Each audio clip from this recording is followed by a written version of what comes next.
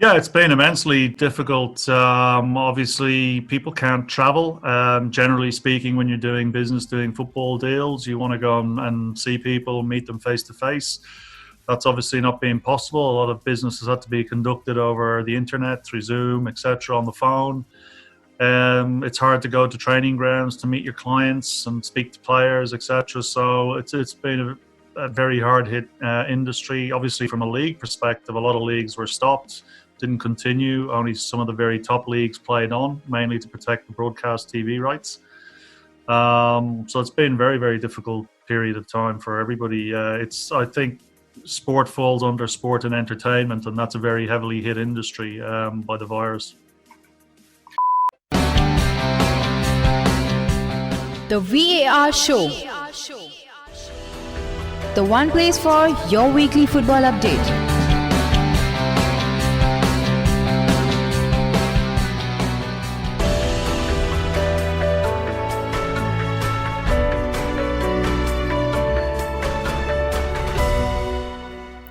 So hello, a very warm welcome to the VAR show, the show which talks about all the various major football leagues in detail. Today we are going to connect with interviews, and we have the president of Professional Football Agents Association and also the CEO of Republic Sports Management, Mr. Paddy Dominguez, with us. So without wasting much time, I would like to first thank Paddy for coming on the show. Thank you and welcome to the show. And I would like to begin by asking you, how are you and what are you doing these days? Yeah, I'm not too bad. Thank you for having me, Shabashish. I'm just slowly getting into the transfer window. The European transfer window opened last week, so we're just about 8 days into it. We've been mainly preparing in the lead into that, waiting for the window to open. So now things are a little bit more active. So at the moment, just trying to do business in Europe mainly, while in Australia, our league is slowly coming to a close at the end of August. So just seeing out the last few games and trying to do business in Europe. Definitely, and like, how difficult has it been for you, because of the pandemic? Yeah, it's been immensely difficult. Obviously, people can't travel. Generally speaking, when you're doing business, doing football deals, you want to go and see people, meet them face to face. That's obviously not being possible. A lot of businesses had to be conducted over the internet, through Zoom, etc., on the phone. It's hard to go to training grounds to meet your clients and speak to players, etc. So it's been a very hard hit industry. Obviously, from a league perspective, a lot of leagues were stopped, didn't continue. Only some of the very top leagues played on, mainly to protect the broadcast TV rights. So it's been very, very difficult period of time for everybody. I think sport falls under sport and entertainment, and that's a very heavily hit industry by the virus. Definitely, and like if I have any people who are involved in like player agency and all that stuff, I ask this question a lot. Did you always want to become a player agent? You know what? If I had $1 for every time I'm asked that, I wouldn't have to work anymore. I know originally I wanted to be a coach. That's what I did. I started out as a coach, and then I just got pulled into the world of agency. Back when I started nearly 30 years ago, there wasn't a huge amount of agents. So I didn't set out to. It wasn't my intention to become an agent, but I ended up in it, and then I've continued ever since. Everybody always, it's a difficult, I suppose, industry, because everyone wants to know, how do you get started in it? You can't go to university and study it or do anything like that. Definitely, and like again, like I think the reason people ask is because this curiosity or the subject is not very well explored. So like you are the president right now of the association. Could you shed some light as to what you'll do with that association? Sure. Well, in the football landscape, every stakeholder group, they have a governing body, or they have a body that represents that whole group. So we have the World League forums that represents the leagues. We have club associations. We've got FIFA Pro who represent the players. Agents more and more in the modern world of football have become very much more influential. And so they don't have a stakeholder group, and yet they have a big part to play in the football ecosystem. So we decided to come together and form a professional agents association that can be a body for the stakeholders that are agents, because they're the only real stakeholder group left without a body. So that's the purpose, is to build the association and as a stakeholder group be able to engage with the world governing body and the other stakeholder groups as a united body. So like, are you like location based, or is it like, what is it like? Is it only based in Australia or Europe, or what is it? No, the headquarters are in Zurich. So you'll find many global associations have headquarters in Europe. Zurich makes sense because FIFA is located in Zurich. So yeah, we're headquartered in Zurich in Switzerland. And as we build, we will probably add other locations around the world. Definitely. And like, again, you might be getting this question a lot, like, how has the position evolved from the time you started out? I suppose the simplest answer to that is kind of the money, the finance. Obviously, when I started out, we didn't have social media. That's how old I am. So through so many platforms, something like the Premier League has grown into an absolute monster. It's watched by so many people in so many countries across many, many different platforms. That in turn has driven up the financial aspect of football. When I started out, a top player in the Premier League, he could have earned maybe £20,000 a week. I think the average last season in the Premier League was around £60,000 a week. So as you can see, the money has gone up drastically. Just the reach of all the football leagues that's what's been the biggest change, and that's what's driven it as the global game. Definitely. And like, since you said that the transfer window has started and you're quite busy, like, so in a normal day, what would you be doing generally? A normal day is generally get up, check your emails, because I do business in other territories like Europe, the States. I get a lot of things come in during the night. So I'll check my emails, listen to my phone messages, try to find time to check what's happening in the world of football. So I do a lot of reading to keep up to date and keep current with whatever's happening. Then the rest is talking to your clients to check in to make sure they're okay. Obviously returning calls and emails, and then constantly finding places for your clients. And then networking is a huge part of being a football agent. So that's a consistent thing that you have to keep working at. Networking is just ringing people and just it's continuous. It never ends. So that's kind of what a day looks like on average. Generally. And like, again, this might be a very controversial or very biased opinion, but agents are generally portrayed in the bad light, but most agents, in their defense, they say that they are doing the best for their clients. What is your opinion on it? My opinion is very simple. There isn't any profession on the planet that we can say, doesn't have good and bad, whether it's lawyers or whatever. And so I agree with you. Football agents do suffer from poor reputational capital. That's also partly what PROFAA is here to address. It's to try and change the image that people have of football agents. It's trying to corral into the one organisation all of those agents that do a good job, that work hard, work honestly, are trying to build a business. Most agencies or agents are small to medium-sized businesses. They put a lot of time and effort into getting a livelihood out of it. We don't see many of those types of agents, but that's what the majority of football agents look like. And they do. They suffer from any time an agent gets caught doing something poor, it reflects poorly on the rest of the group. And we as PROFAA, we need to change that image and make sure that we try to eradicate the bad elements. But it's no different to anything else. There can be good and bad lawyers, accountants, doctors, etc. I think because football is such a passionate thing, it's an emotional thing for fans, they're just more invested. So it's more highlighted when agents are involved in a bad deal. It's a bigger affront, I suppose, to fans. And I'll touch on your previous answer. You said that networking is very key as an agent, like to survive in the business and to even grow, prosper. So suppose if you want to sign some client, do you approach them or do they approach you, or how is it? Or is it mixed?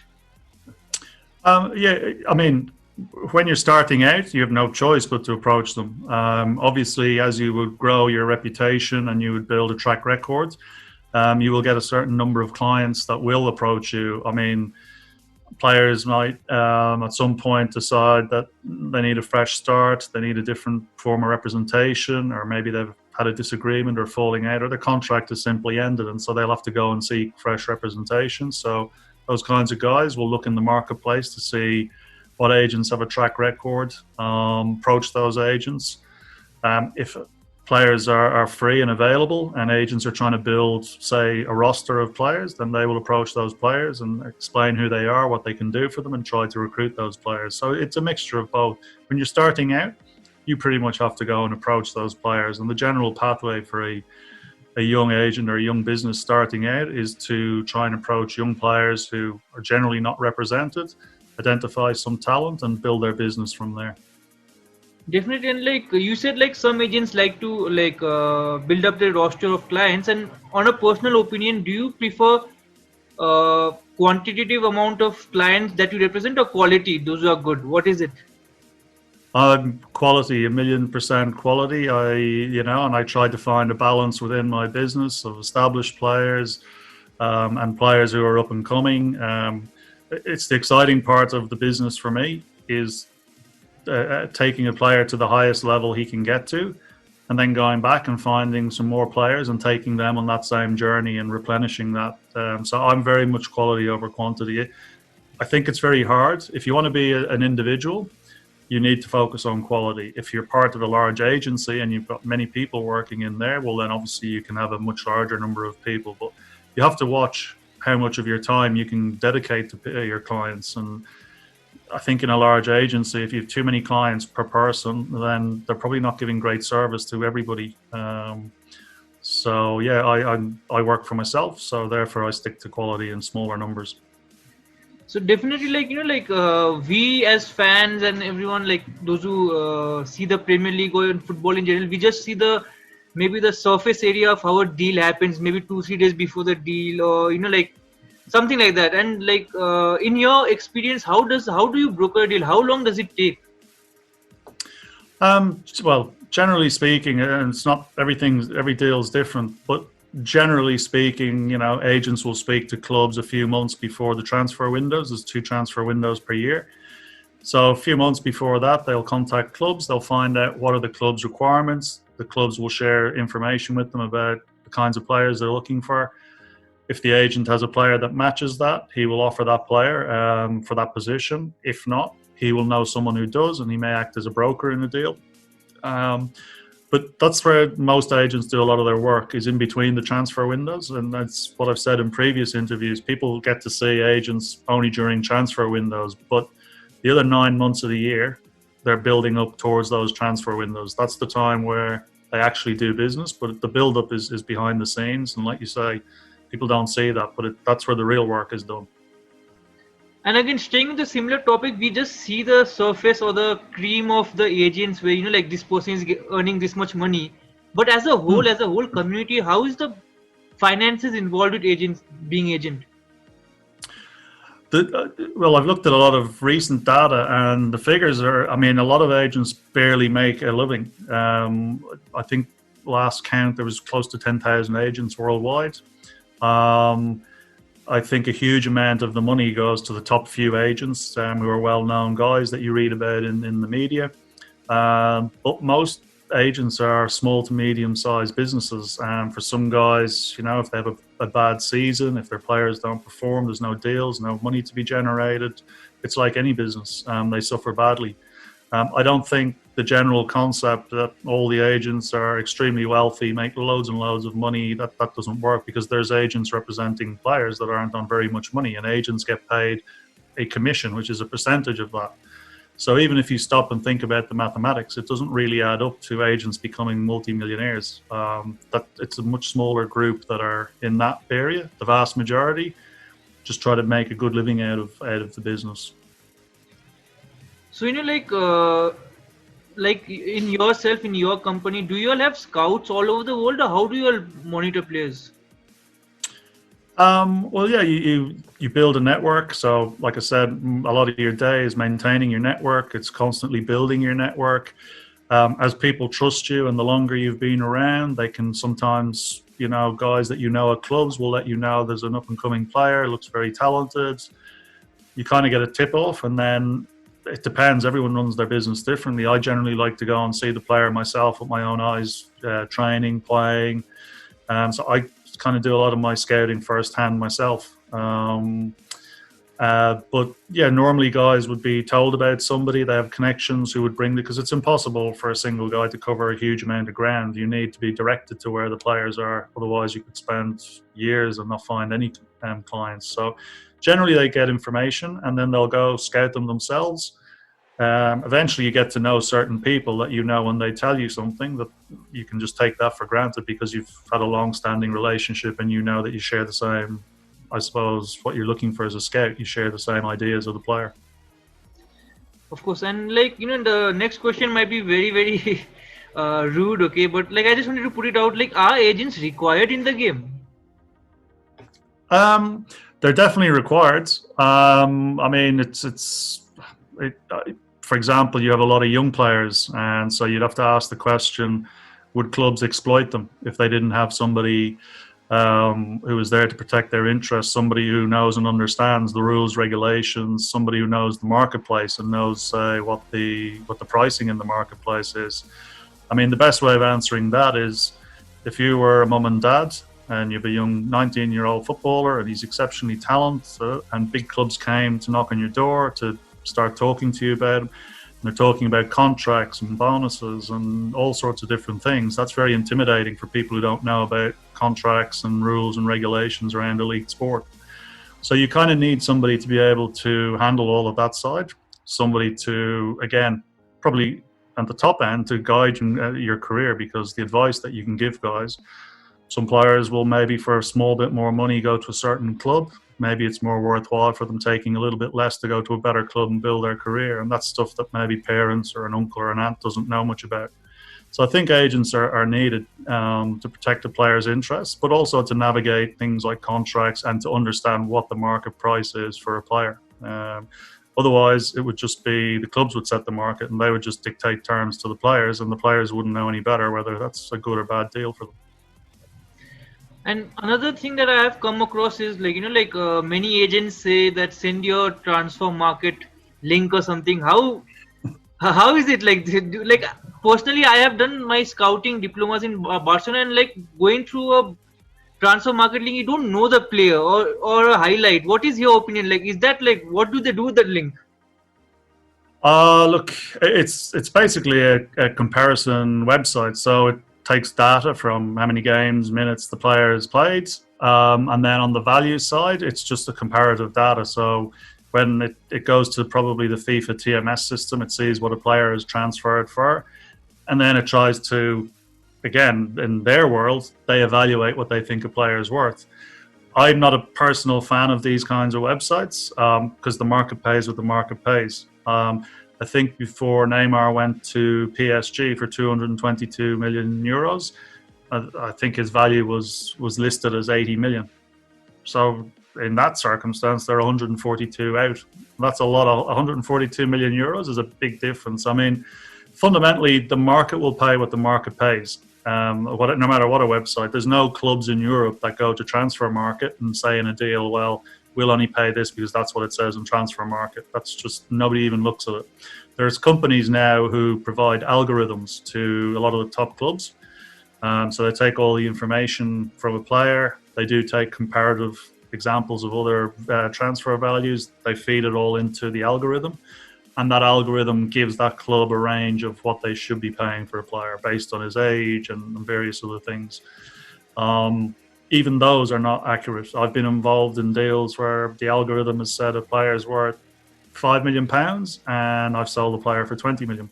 So again, I just believe the market's the market, and somebody will pay you what they value that player to be seen as to their organisation. They can be helpful, transfer market, with the details and the information they have. Not so much, I believe, on the transfer values. But isn't it just like a Wikipedia for footballers?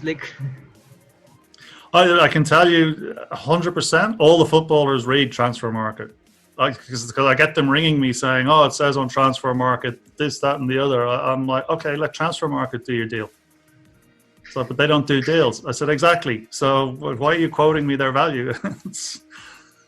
No, I have seen that. I have seen that happen a lot. That's why I asked you that question, because you will know more than me. So like going on on a personal level, do you have any particular deal that you felt that was the best deal you brokered or something?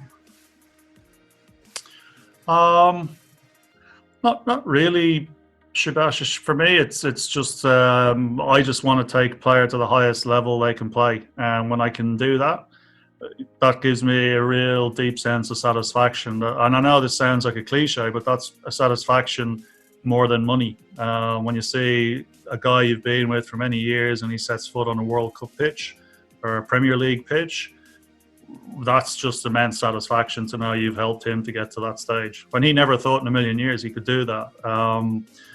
Every deal I do that helps me to get a player to the top level that particular player can play is the best deal. So I couldn't single one out. I mean, you can single them out by finance, by achievements. You can find different criteria, but for each player, it's just getting him to the top level that he can get to is the best deal always for me. Definitely, and staying with the current affairs, and the pandemic has not helped. Definitely, the entire world, and definitely not the football world. Going forward, what do you think the transfer market or football will be affected? I definitely think, obviously, there'll be financial implications. A lot of clubs will be hit very hard. And in fact, we're still not at the end of the pandemic, so seasons will start again soon. If you have empty stadiums, a lot of clubs will lose a lot of match day revenue. There's just overall going to be a big drop in the money that comes into football as a whole. And so naturally, that will have to trickle down. It won't be so bad at the very heavy end because the really big European clubs, they're enormous business empires now. But it's all those leagues, all those clubs just below them that will suffer the most. So what we're seeing at the moment in the first week of the transfer window is people aren't really sure that what they're offering is a lot less than what they would have otherwise offered 12 months ago. We expect that to continue moving forward.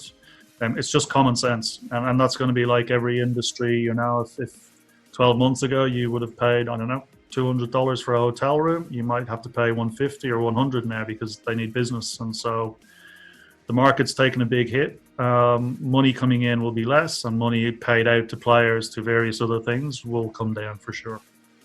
Definitely. And another curious question that I have is as an agent, how do you get paid? Do you get paid from the player's side or the club or from the percentage of the deal?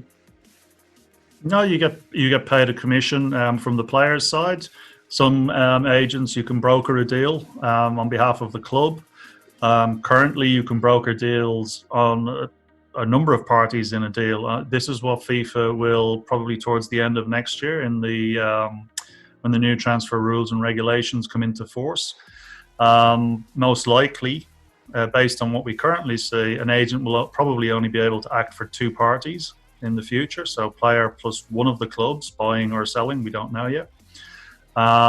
He will have capped commission, so there'll be a maximum commission. I mean, today there's not really a cap on the commission. So the landscape will change in close to 12 months' time when the new transfer rules and regulations come into place. But generally, at the moment, you can get paid by the player and club, buying or selling club, both, three parties. There's been deals done where there's been almost 5 different paying parties in the deal to an agent. So, the new rules will address all of that.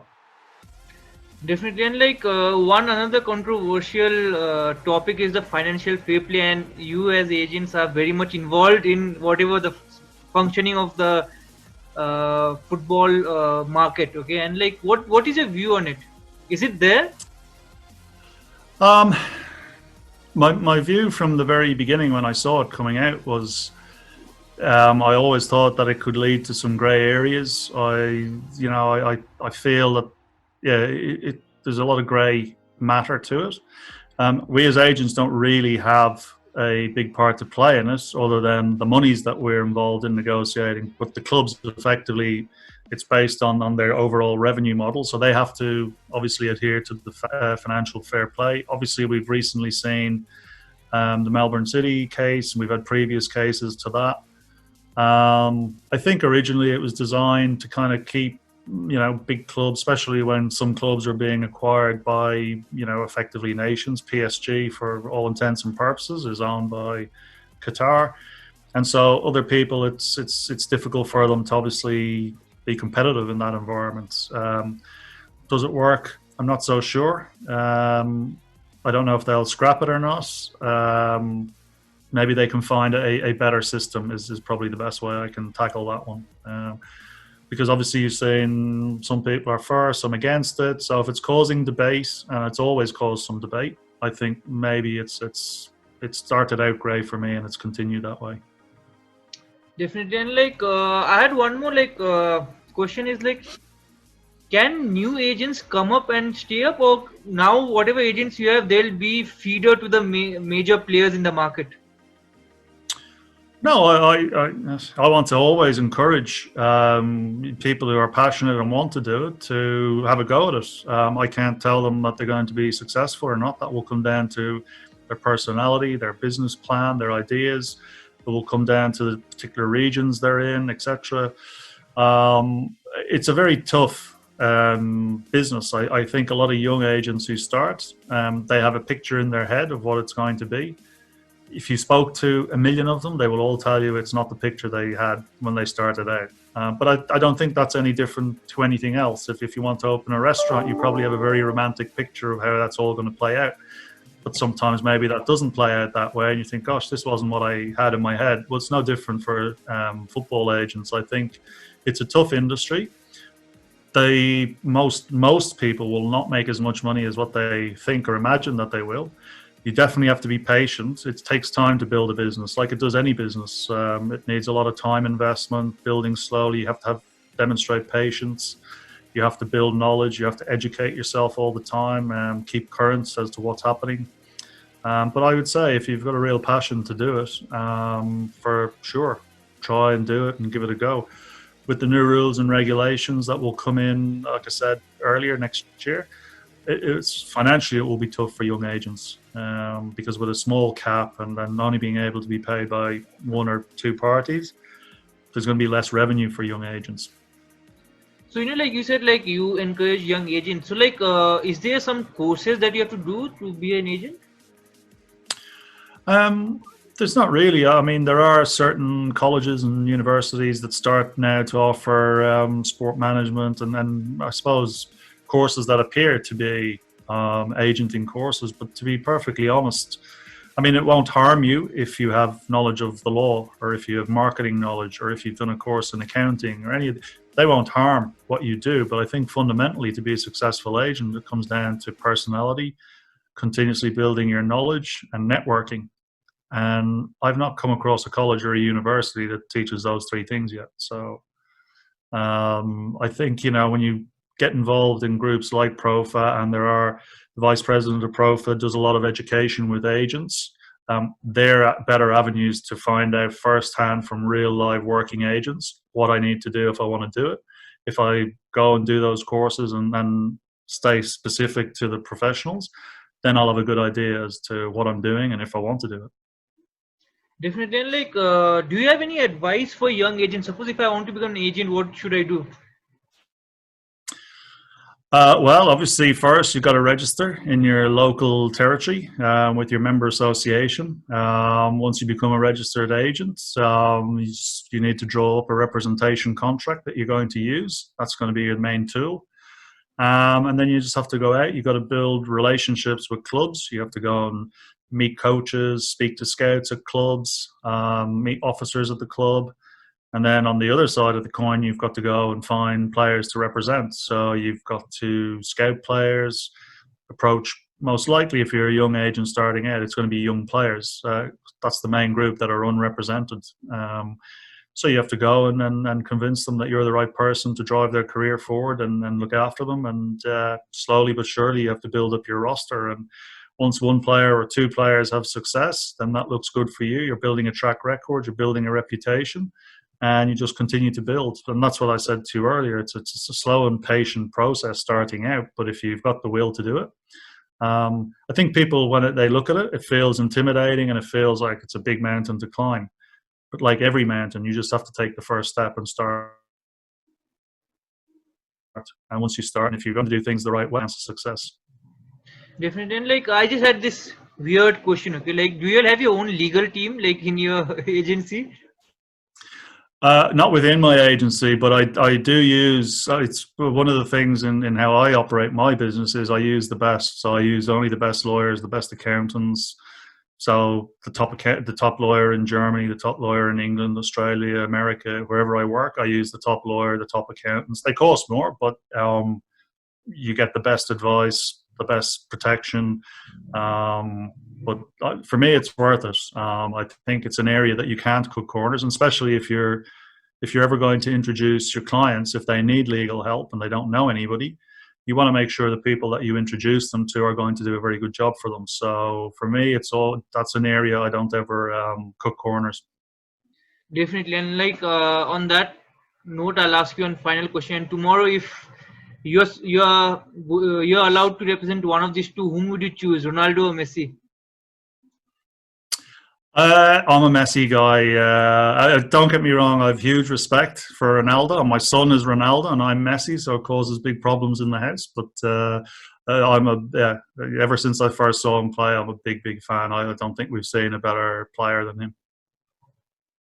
Definitely. And on that note, Paddy, so much thank you for talking to me, and I wish you all the best for future endeavors, and hope you can take or maybe more represent the agents world more better, because definitely we only see the top end where it's very shiny and glamorous, but the lower end, like the scouting world, is very bad, and it's not very good. And thank you once again for coming. Take care, stay safe, bye.